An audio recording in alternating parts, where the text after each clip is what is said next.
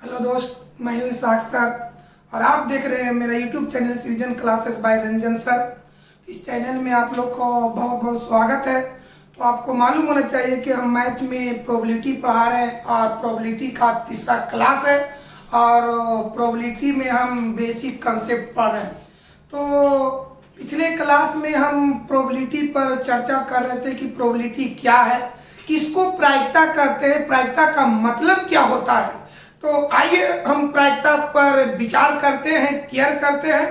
तो बोर्ड पर एक बार देखा जाए, प्रोबेबिलिटी का हिंदी प्रायिकता होता है। तो आप जानते हैं कि प्रोबेबिलिटी यानी प्रायिकता मैथ में पढ़ना है। तो इस आधार पर हम कह सकते हैं कि प्रोबेबिलिटी मैथ का एक छोटा सा ब्रांच है, एक छोटा सा खंड है, एक छोटा सा पार्ट है। अब सवाल उठता है कि मैथ के इस खंड से, इस पार्ट से हम लोग को किस चीज की जानकारी मिलती है, किस चीज की नॉलेज मिलती है, तो उस बात पर हम गौर करें। आप अपने जीवन में एक सेंटेंस पढ़े होंगे, डाउटफुल सेंटेंस, जिसको हिंदी में कहते हैं संदेहयुक्त वाक्य। यानी जिस बात पर, जिस वार्तालाप पर आपको संदेह है, उस वाक्यों का, उस सेंटेंस की चर्चा हम लोग प्रोबेबिलिटी में करते हैं। तो एग्जांपल की माध्यम से समझा जाए, मैच खेलना, यदि आप मैच खेलते हैं तो आप जीत भी सकते हैं, हार भी सकते हैं, यानी वहां पर आपको डाउटफुल संदेह है। तो ऐसे वाक्यों की चर्चा, ऐसे वाक्यों की स्टडी हम करते हैं प्रोबेबिलिटी में। दूसरा, प्रॉब्लम को सॉल्व करना, मतलब मैथ को बनाना।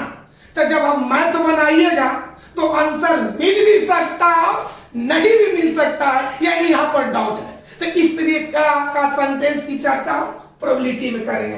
अगला तीसरा एग्जांपल है, रंजन सर के क्लास में प्रवेश करना। रंजन सर की क्लास में प्रवेश करना मतलब आप प्रवेश कर भी सकते हैं और नहीं भी कर सकते हैं। तो बाबू थोड़ा सा देखिए, थोड़ा सा सेंटेंस में स्पेलिंग गलत हो गया है, ए की जगह ई होना चाहिए। फिर एक बार समझा जाए, मैच खेलना यानी आप यदि मैच खेलते हैं तो आप वहां पर जीत भी सकते हैं, हार भी सकते हैं, यहाँ पर संदेह है, यहाँ पर डाउट है। प्रॉब्लम को सॉल्व करना, अगर आप प्रॉब्लम को सॉल्व करते हैं तो आंसर मिल भी सकता है और नहीं भी मिल सकता है। तीसरा है, रंजन सर के क्लास में प्रवेश करना, आप प्रवेश हो भी सकता है और नहीं भी हो सकता है, यहाँ पर डाउट है। तीसरा, मोबाइल से कॉल करना, मोबाइल से कॉल करना, तो आप कॉल कीजिएगा तो बात हो भी सकता है और नहीं भी हो सकता है। ये सारी चीजों पर आपको डाउट है, संदेह है, तो ये सारी सेंटेंस की चर्चा हम लोग प्रोबेबिलिटी में करते हैं। तो इस आधार पर हम इसका डिफिनेशन दे सकते हैं कि मैथ का वह ब्रांच, मैथ का वह पार्ट, मैथ का वह भाग जिसके द्वारा या जिसमें संदेह युक्त यानी डाउटफुल सेंटेंस का स्टडी किया जाता है, संदेह युक्त वाक्यों की चर्चा किया जाता है, तो ऐसे भाग को हम लोग प्रोबेबिलिटी कहते हैं, प्रायिकता कहते हैं। एग्जाम्पल में मैच खेलना, प्रॉब्लम को सॉल्व करना, रंजन सर के क्लास में प्रवेश करना, मोबाइल से कॉल करना, ये सारी चीज प्रोबेबिलिटी के अंतर्गत आता है। एक बार और समझा दे,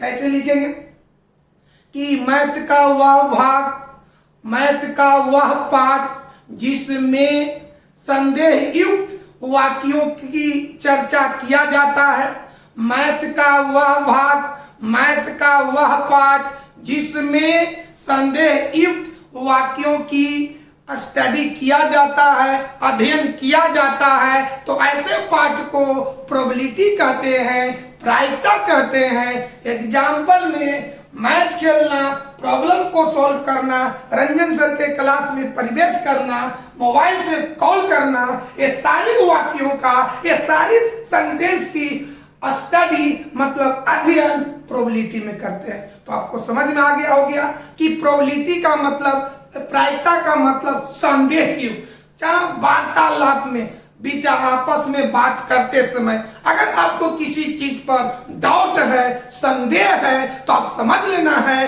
कि सारी चीज ये प्रोबेबिलिटी के तहत हम बात कर रहे हैं। तो आइए हम इसी चीज को बोर्ड पर लिखते हैं दोस्त।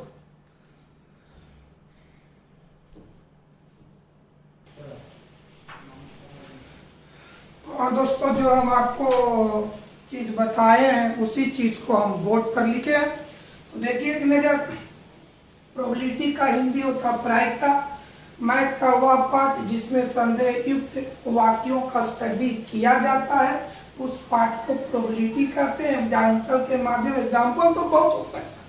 अगर आप जो चीज दिमाग पर सोचिए, अगर सोचने से कहीं पर आपको डाउट बुझाए, संदेह बुझाए, तो ऐसे सेंटेंस का, वैसे वार्तालाप का स्टडी मतलब अध्ययन प्रोबेबिलिटी में किया जाता है। तो मैच खेलना, मैच खेलिएगा तो वहां पर जीत भी सकते हैं, हार भी सकते हैं, यानी यहाँ पर संदेह है, माने प्रायिकता की बात हो रहा है।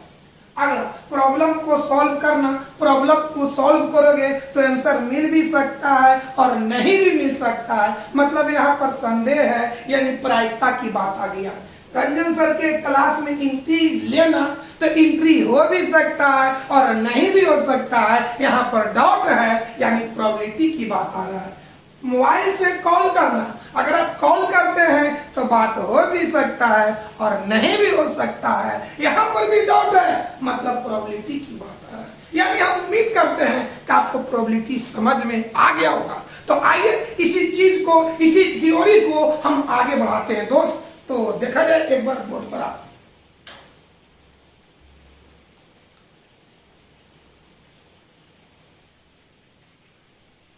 हाँ बाबू, तो आइए हम प्रोबेबिलिटी की थ्योरी को आगे बढ़ाते हैं। तो पहले कुछ नोट समझ लीजिए बाबू, इसमें कुछ नोट है।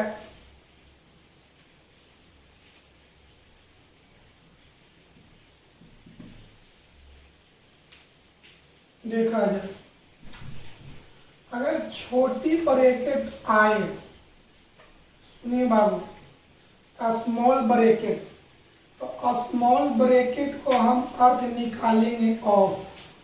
क्या चीज? एक छोटी स्मॉल ब्रैकेट का यहाँ पर हम क्या निकालेंगे? ऑफ। आइए, अगर पी रहे तो इसका अर्थ निकालेंगे प्रोबेबिलिटी। क्या बाबू? प्रोबेबिलिटी। इसका हिंदी होता प्रायिकता। छोटी ब्रैकेट का अर्थ क्या होता है? ऑफ। पी का मतलब होता है प्रोबेबिलिटी। अच्छा, और चलते हैं और सिंबल देखते हैं। अगर इस तरह के रहेगा तो इसको पढ़ेंगे यूनियन, जिसका हिंदी होता संघ या सम्मिलन। कोई दिक्कत है बाबू? अब आगे चलते हैं बाबू। अगर इस तरह का रहेगा तो इसको पढ़ेंगे इंटरसेक्शन। क्या दोस्त? इंटरसेक्शन। हिंदी में कहिए सर्वनिष्ठ या उभयनिष्ठ, या उभयनिष्ठ। कोई दिक्कत?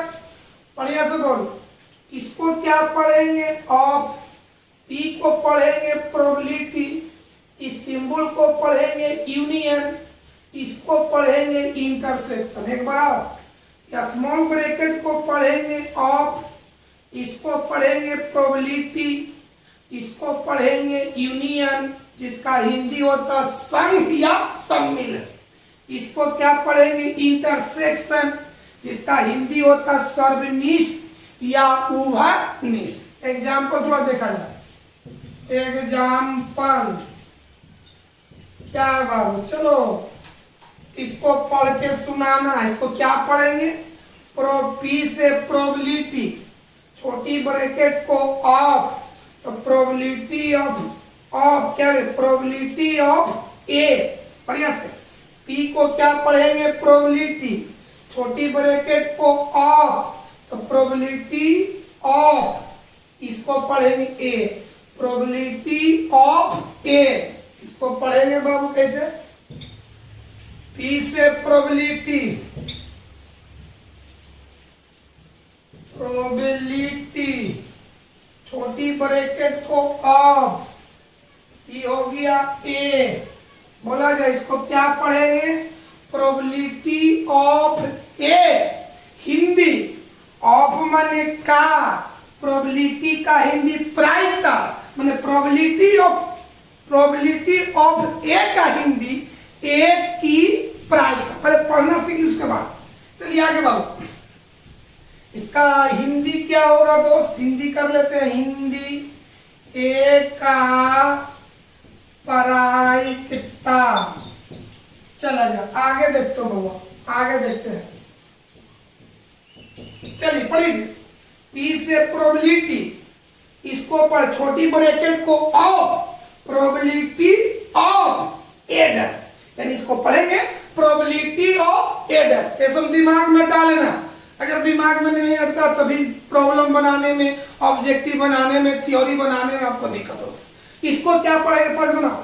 इसको पढ़ेंगे प्रोबेबिलिटी ऑफ ए, इसको पढ़ेंगे प्रोबेबिलिटी ऑफ एडस, माने एडस की प्रायिकता। क्या पढ़ेंगे बाबू, प्रोबेबिलिटी, प्रोबेबिलिटी ऑफ एडस, इसका हिंदी हुआ एडस, एडस का प्रायिकता। एक नजर देखे और बढ़ाते इसको बढ़िया से, रिपीटेशन करते। छोटी ब्रैकेट को पढ़ेंगे ऑफ, पी को पढ़ेंगे प्रोबेबिलिटी, इस सिंबल को पढ़ेंगे यूनियन, इसको पढ़ेंगे इंटरसेक्शन, इसको पढ़ेंगे क्या चीज, पी माने प्रोबेबिलिटी, आई छोटी ब्रैकेट माने ऑफ प्रोबेबिलिटी ऑफ ए, इसको पढ़ेंगे प्रोबेबिलिटी ऑफ एडस। कोई दिक्कत, देखिए एक नजर इसको।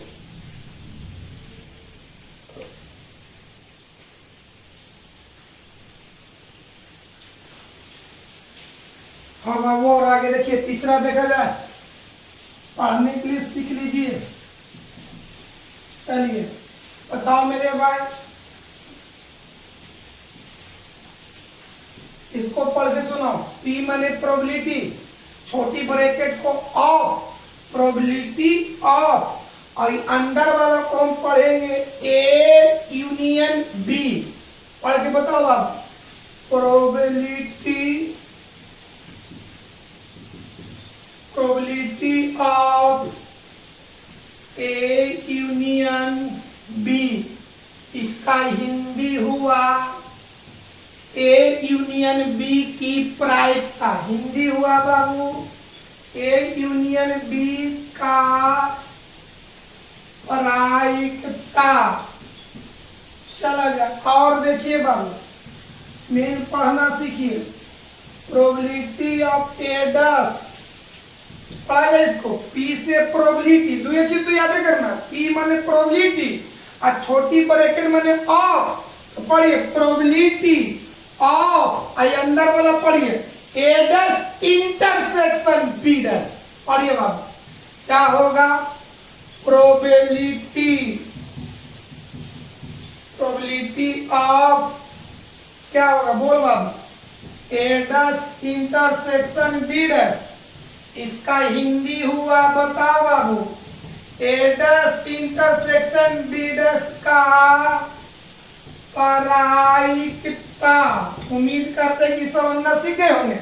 और एग्जाम्पल देखिए, प्रोबेबिलिटी ऑफ, पढ़ा जाए इसको, पढ़ के बताओ, प्रोबेबिलिटी ऑफ बीडस, क्या हो गया बाबू, प्रोबेबिलिटी। अब प्रोबेबिलिटी में ऐसे लिखेंगे शॉर्ट में, probability of B dash, Hindi बोलो, बी डैश की प्रायिकता, बी डैश की कहो या का कहो, एक ही बतवा, बी डैश की प्रायिकता। अब आगे बढ़ते हैं बाबू, चलिए इसको पढ़ के सुनाओ मेरे भाई, पढ़ो। Probability of C dash, probability of C dash मतलब सी डैश की प्रायिकता। उम्मीद करते हैं कि आप पढ़ना सीखे होंगे, कोई दिक्कत। अब इसी का अपोजिट, इसका उल्टा चलते हैं। आप एक नजर बोर्ड पर देखें, ये सब सारी चीज आपको दिमाग में सेट होना चाहिए कि ताकि आप हमें एक्सरसाइज बताएं या एक थ्योरी बताएं तो आपको कोई दिक्कत नहीं हो। ये दिमाग में सेट होना चाहिए। अब पढ़ने नहीं आए तो प्रॉब्लम क्या बनाइएगा, देखिए पहले।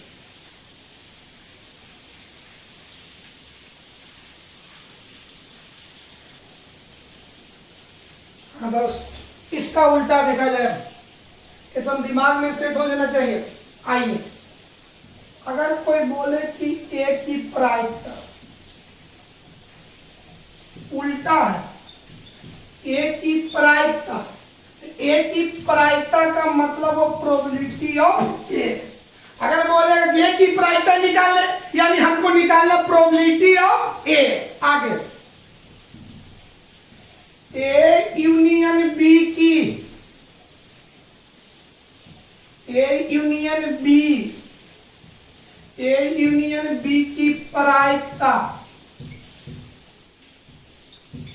तो क्या लिखेंगे बताओ? ए यूनियन बी की प्रायिकता का मतलब probability of A union B. इतना ना लिखकर क्या लिखेंगे? Probability of A union B. और आगे बढ़ते हैं दोस्त, बोलो ए डैश की प्रायिकता,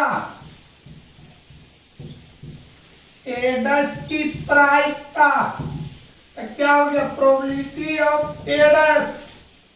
आगे चलते हैं, बोलो ए माइनस बी की, ए माइनस बी की प्रायिकता, ए माइनस बी की प्रायिकता, तो क्या इसको लिखेंगे? Probability of A minus B, probability of A minus B. अगर प्रोबेबिलिटी रहेगा तो प्रायिकता के रूप में, प्रायिकता रहेगा तो प्रोबेबिलिटी के रूप में। ये दोनों बात दिमाग में सेट कर लेना है। अब हम आगे बढ़ते हैं बाबू, चलते हैं बाबू। आइए बाबू एक बात समझो नोट में। आइए मेंबर, मेंबर को हम लोग हिंदी में कहते हैं सदस्य या अवयव। चलिए मेंबर, मेंबर को हिंदी में कहते हैं सदस्य या अवयव, सदस्य या अवयव। तो अब समझ लो कि मेंबर की संख्या या सदस्यों की संख्या या अवयवियों की संख्या। देखिए भाई 3 पॉइंट हम यूज करेंगे। मेंबर का हिंदी क्या होता है? सदस्य या अवयव। तो बीच में हम पढ़ाते समय कहीं पर यूज करें मेंबर की संख्या या सदस्यों की संख्या या अवयवियों की संख्या। तो मेंबर की संख्या या सदस्यों की संख्या या अवयवियों की संख्या को स्मॉल एन से दर्शाया जाता है। हम बोलेंगे कि एन का मतलब यहाँ पर क्या हो गया? तो मेंबर की संख्या या सदस्यों की संख्या या अवयवियों की संख्या। आइए यहाँ पर लिखते हैं दोस्त, क्या बाबू क्या लिखेंगे? मेंबर, मेंबर की संख्या या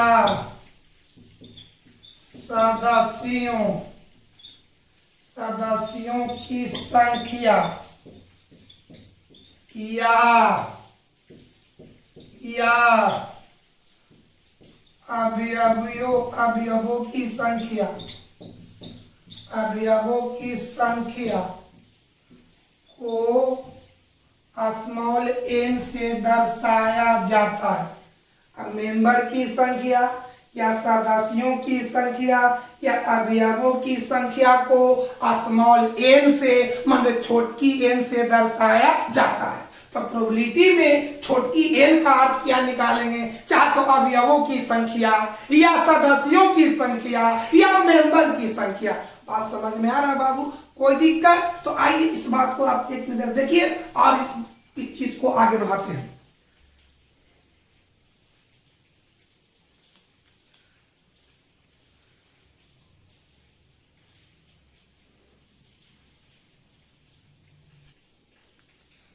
बाबू चलिए, तो बाबू देखा जाए क्या बताओ तो यहाँ पर स्मॉल एन का अर्थ निकालना है नंबर। आइए अभी बताएं कि स्मॉल एन का मतलब नंबर कहिए या मेंबर की संख्या कहिए या सदस्यों की संख्या कहिए या अवयवों की संख्या कहिए। कोई दिक्कत है? अच्छा अब आता हूँ छोटी ब्रैकेट को तो आप ऑफ पढ़वे करते हैं। तो चलिए एग्जाम्पल से ऐसा पढ़ना हो आपको जरूरी है, पढ़ना सीख जाइए, लिखना सीख जाइए, प्रोबेबिलिटी कोई बड़ी चीज नहीं है। आइए चलो बाबू, तो अगर इस तरह का रहे, इसको पढ़ना सीखिए बउआ। एन का मतलब नंबर और छोटी ब्रैकेट ऑफ, इसको पढ़ेंगे ए, इसको तो बता, इसको क्या पढ़ेंगे, नंबर ऑफ ए। पढ़ना सीखिए, नंबर ऑफ ए। इसका अर्थ हुआ, नंबर ऑफ ए का अर्थ हुआ कि ए के अवयवों की संख्या या ए के सदस्यों की संख्या या ए के मेंबर की संख्या। तो इसका आप क्या लिखेंगे, ए के सदस्यों की संख्या। चलिए और चलते हैं बाबू, आगे बढ़ते दोस्त, पढ़ के सुनो। एन माने नंबर, छोटी ब्रैकेट ऑफ, तो नंबर ऑफ बी, इसको क्या पढ़ेंगे, नंबर ऑफ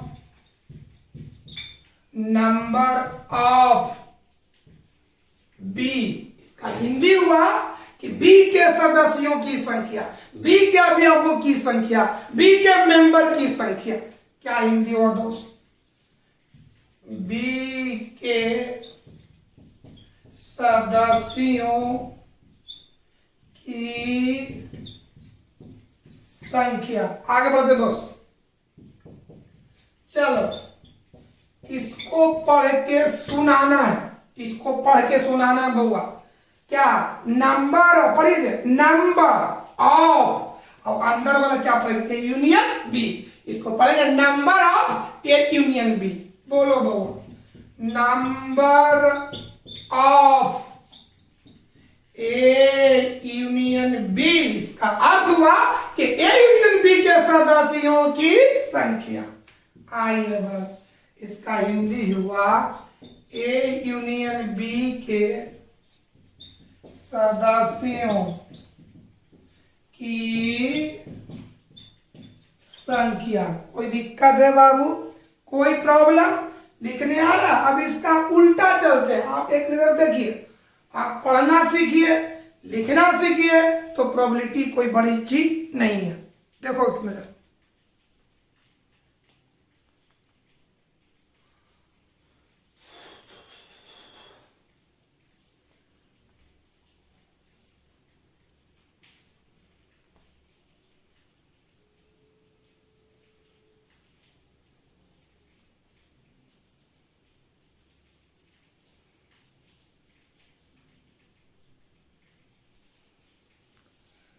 हाँ बाबू, चलिए अपोजिट। अगर कोई पूछ दे कि ए डैश का मेंबर संख्या, ऐसे पूछे, मेंबर बोले, अवयव बोले, सदस्य बोले, मुझे ए के सदस्यों की संख्या, ए के अवयवों की संख्या, ए की मेंबर संख्या। तो ए डैश का मेंबर संख्या न लिख करके हम लोग लिखेंगे शॉर्ट में नंबर ऑफ ए डैश। चलिए, अगर ऐसे भी लिख सकता है, बी के मेंबर ना रखे, हिंदी रह सकता है, मेंबर का हिंदी सदस्य या अवयव, ऐसे भी लिख सकते हैं। बी के सदस्यों की संख्या, बी के सदस्यों की संख्या, तो क्या लिखेंगे उसको शॉर्ट में, नंबर ऑफ बी। चलिए फटाफट बोलिए, आवाज आइए, हाथ में बोलिए, बोलो बाबू। ए डैश का मेंबर संख्या, तो number of A dash. B का मेंबर संख्या, तो number of B. A union B का मेंबर संख्या, तो number of A union B. पढ़ाते बाबू, ए यूनियन बी के मेंबर संख्या, मेंबर संख्या माने सदस्य संख्या, तो ए यूनियन बी के मेंबर संख्या क्या होगा, बोलो, number of A union B. आगे बोलो, ए माइनस बी के मेंबर संख्या,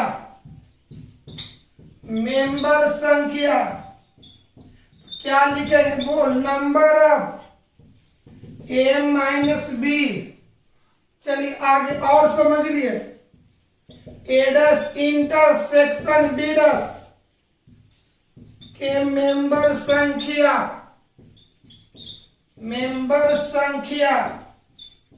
तो क्या लिखे बोलो, number of AIDS intersection Bede's. उम्मीद करते हैं कि अब लिखना सीख गए होंगे।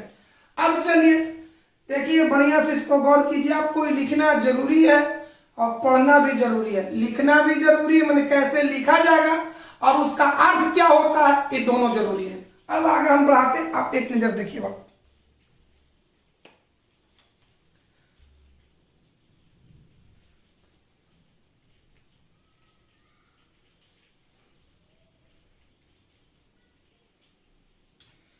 हाँ दोस्त, तो प्रायिकता लिखना भी सीख गया और सदस्यों की संख्या भी लिखना आप सीखे। एक नजर और देखा जाए, अब दोनों को मिलाकर लिखते हैं बबुआ। देखो बाबू, अगर कोई आपसे पूछ दे कि ए की प्रायिकता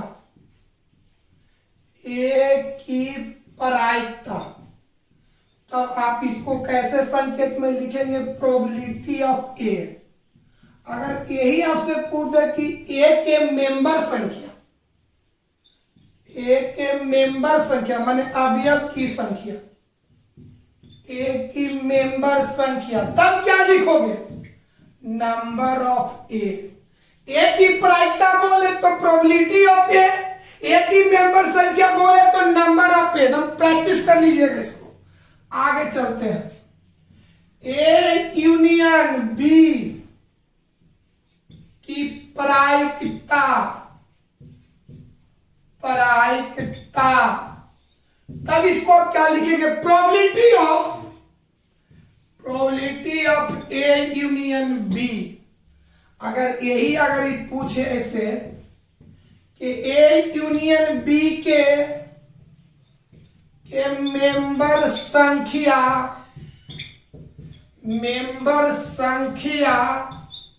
तब क्या होगा बताओ, कैसे लिखेंगे बाबू, number of A union B.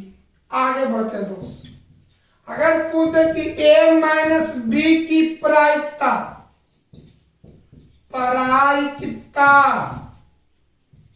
तब आप क्या इसको लिखेंगे, बोल, probability of A minus B. अगर आपसे पूछे कि ए माइनस बी के मेंबर संख्या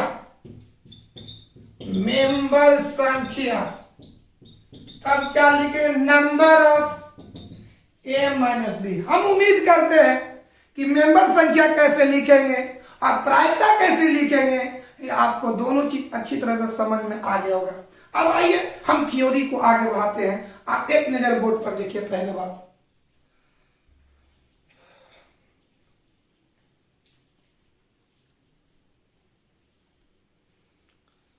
हाँ दोस्त, तो आज की क्लास में ये समझे कि प्रायिकता क्या होता है, उसके बाद पढ़ें कि प्रायिकता को कैसे दर्शाया जाता है, फिर उसके बाद पढ़ें कि मेंबर कैसे लिखा जाता है। आपसे रिक्वेस्ट करते हैं कि दोनों चीज आप पैड पर लिख कर दिमाग में सेट कर लीजिएगा कि आगे की बातों आपको समझने में कोई प्रॉब्लम नहीं हो। तो आइए अब प्रोबेबिलिटी की चीज को आगे बढ़ाते हैं। आइए देखिए बाबू, एक्सपेरिमेंट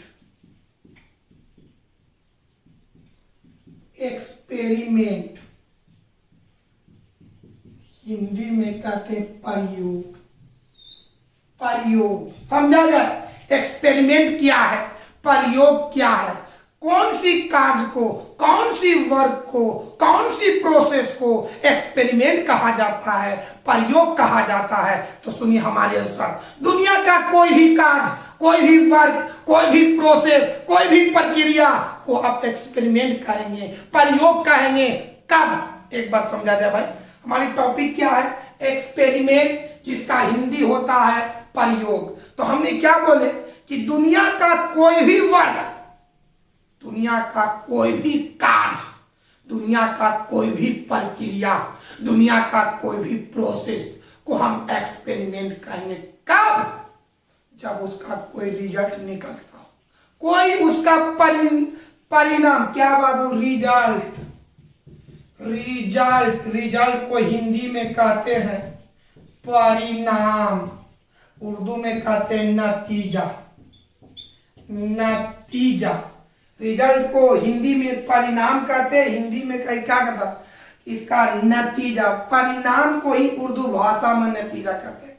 तो हमने क्या बोले, उस प्रोसेस, उस काम को, उस प्रोसेस को, उस वर्क को, उस क्रिया को हम एक्सपेरिमेंट कर सकते हैं, प्रयोग कर सकते हैं जब उसका कोई नतीजा निकलता हो, मतलब उसका कोई हल निकलता हो, मतलब उसका कोई रिजल्ट निकलता हो। माने आप कोई काम कर रहे हैं, जैसे मैथ बना रहे हैं, तो मैथ बनाना भी एक एक्सपेरिमेंट है। कब? जब बनाने से आंसर मिल गया। मैथ बनाना भी एक एक्सपेरिमेंट है, तो उसको एक्सपेरिमेंट कब कहेंगे? जब बनाने से आंसर मिल जाए। मैथ बनाए, आंसर मिल जाए तो मैथ बनाना भी एक्सपेरिमेंट है। अगर बनाए, आंसर नहीं मिला तो उसको हम एक्सपेरिमेंट नहीं कहेंगे। फिर एक और समझा जा रहा हूं, मैथ बनाना भी एक प्रकार का एक्सपेरिमेंट है। कब? जब बनाने से आंसर मिल जाए तो उसको कर सकते हैं। और समझा दे मेरे भाई, तो आप क्या समझ में आया? कुछ समझ में आया? हमने क्या बोले कि वैसा प्रोसेस, वैसा प्रक्रिया को एक्सपेरिमेंट कहेंगे जब उसका कोई रिजल्ट निकलता हो, जब उसका कोई हल निकलता हो, जब उसका कोई नतीजा निकलता हो, जब उसका परिणाम निकलता हो। कोई दिक्कत है? परीक्षा देना भी एक प्रकार के एक्सपेरिमेंट है।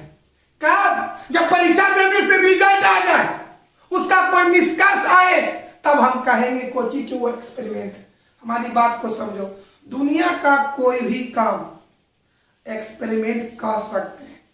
कब? जब उसका कोई रिजल्ट निकलता हो, उसका कोई मकसद आता हो। माने गाना भी एक प्रकार का एक्सपेरिमेंट है। अगर गाना गाने से बैठे हुए अगर संतुष्ट हो गया, तब गाना भी एक प्रकार के एक्सपेरिमेंट है, एक प्रकार का प्रयोग है। यानी कहने का मतलब क्या है कि दुनिया का कोई भी काम, कोई भी कार्य एक्सपेरिमेंट होगा जब उसका कोई रिजल्ट निकलता हो। कोई दिक्कत है बाबू? कोई प्रॉब्लम है? यानी कहने का मतलब है मैच खेलना भी एक प्रकार का प्रयोग है। कब? जब मैच खेलने से उसका कोई रिजल्ट आवे, चाहे तो हार जाए, चाहे तो जीत जाए, मतलब रिजल्ट निकलना चाहिए, नतीजा आना चाहिए, सबूत आना चाहिए। तो ऐसे कार्य को हम क्या कहते हैं? एक्सपेरिमेंट। हम उम्मीद करते हैं कि आप एक्सपेरिमेंट समझ में आ गया। मैथ बनाना भी एक एक्सपेरिमेंट है। कब? जब उससे आंसर मिल जाए, तब। बात समझ में आया बाबू? मैच खेलना भी एक प्रकार का एक्सपेरिमेंट है। कब? जब वहां पर रिजल्ट आ जाए, चाहे तो हार जाए, चाहे तो जीत जाए। कोई दिक्कत है बाबू? कोई प्रॉब्लम? तो हम एक्सपेरिमेंट का मतलब, यानी पासा फेंकना भी, जैसे पासा फेंकना भी एक प्रकार का एक्सपेरिमेंट है। पासा फेंके तो नेसेसरी चाहे तो 1 आवेगा, या 2 आवेगा, या 3 आवेगा, या 4 आवेगा, या 5 आवेगा, या 6 आवेगा। तो पासा फेंकना भी एक प्रकार का एक्सपेरिमेंट है। यानी पासा फेंकेंगे तो नेसेसरी कोई रिजल्ट आवेगा, नेसेसरी कोई नतीजा आवेगा, चाहे तो 1 आवे, चाहे तो 2 आवे, चाहे तो 3 आवे, लेकिन नेसेसरी वहां पर आएगा। सिक्का उछालना भी एक प्रकार का एक्सपेरिमेंट है। जब सिक्का उछालेंगे तो चाहे तो हेड आवेगा या तो टेल आवेगा। यानी हमारी कहने का मतलब यही है कि दुनिया का कोई भी कार्य, कोई भी काम, कोई भी प्रोसेस एक्सपेरिमेंट हो सकता है। कब? जब उसका कोई रिजल्ट निकलता हो, कोई परिणाम निकलता हो, कोई हल निकलता हो। तो आइए इसी चीज को हम बोर्ड पर लिखते हैं।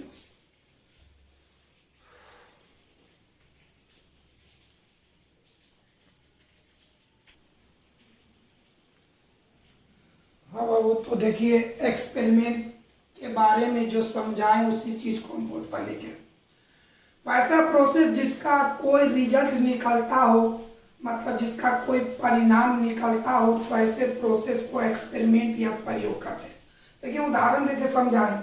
मैथ बनाने से अगर आंसर मिल गया, मैथ बनाने से अगर आंसर मिल गया तो मैथ बनाना एक प्रयोग है, एक प्रयोग का उदाहरण है।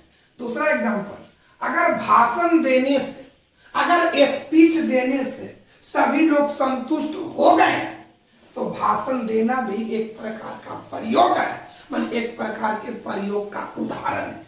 तीसरा उदाहरण, अगर मैच खेलने से हार जीत का कोई परिणाम आया, मैच खेलने से हार जीत का कोई परिणाम आया, कोई फैसला आया, तो मैच खेलना भी एक प्रकार का प्रयोग है। हम उम्मीद करते हैं कि प्रयोग के बारे में आप समझ आए।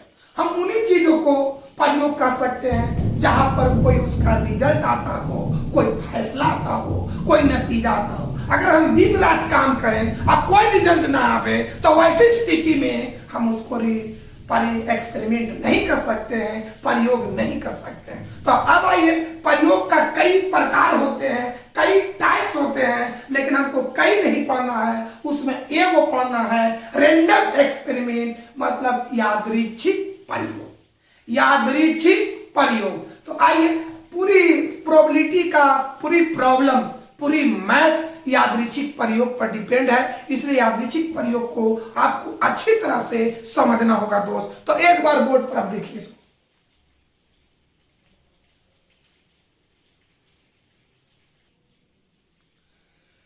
हाँ दोस्त, मेरे भाई, तो हम अभी आपको एक्सपेरिमेंट के बारे में बताएं, यानी प्रयोग के बारे में बताएं। उसी से रिलेटेड एक और है, रैंडम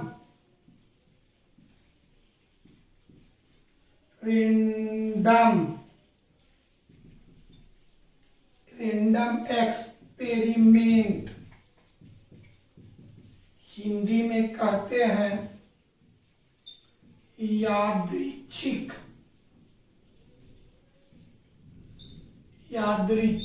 प्रयोग।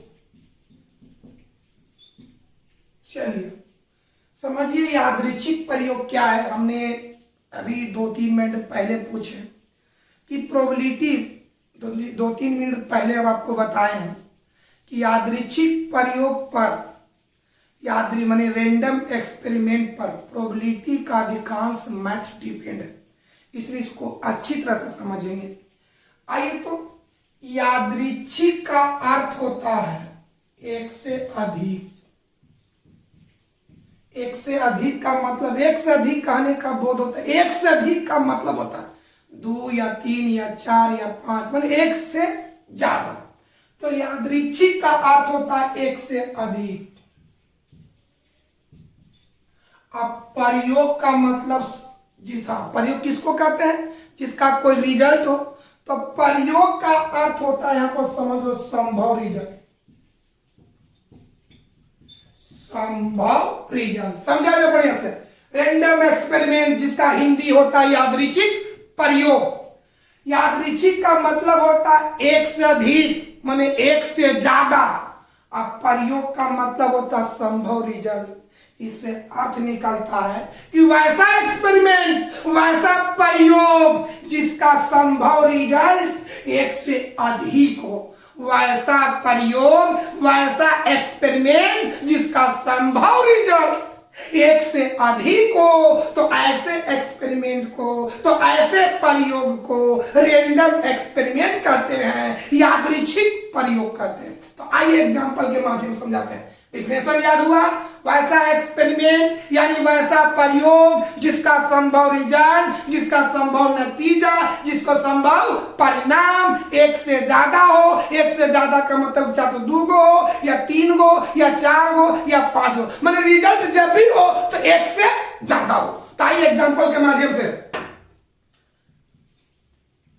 सिक्का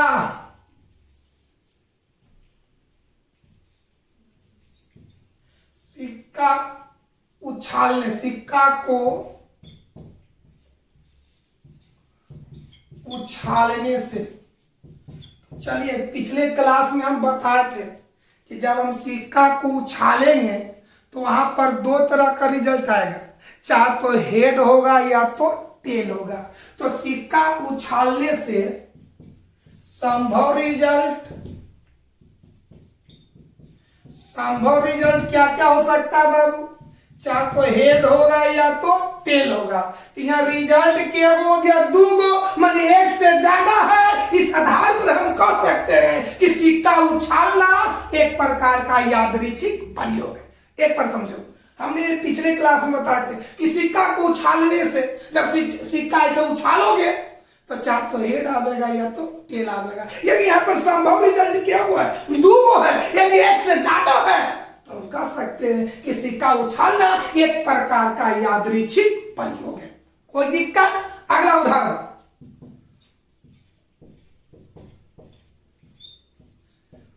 पासा को फेंकने से,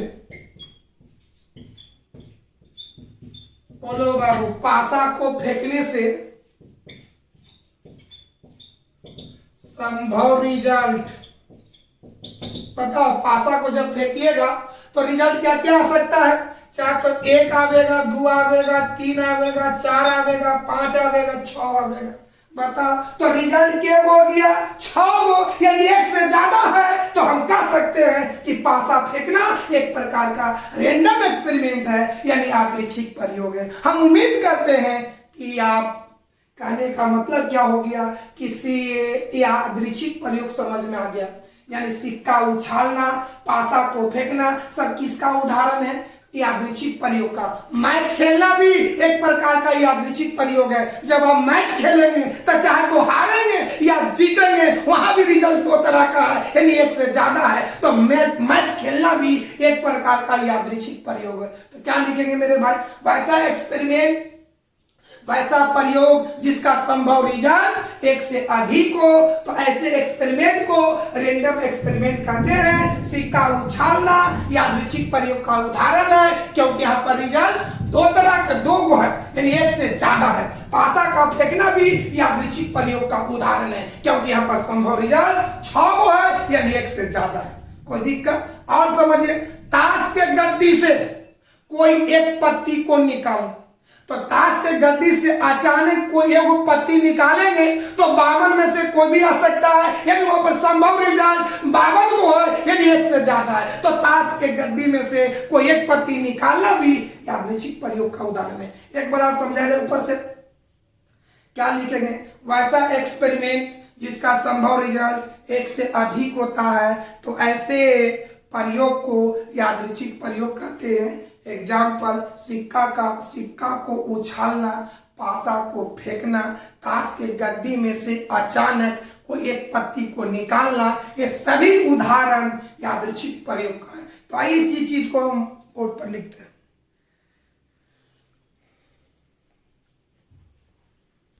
तब ना कभी कभी छोड़ दे।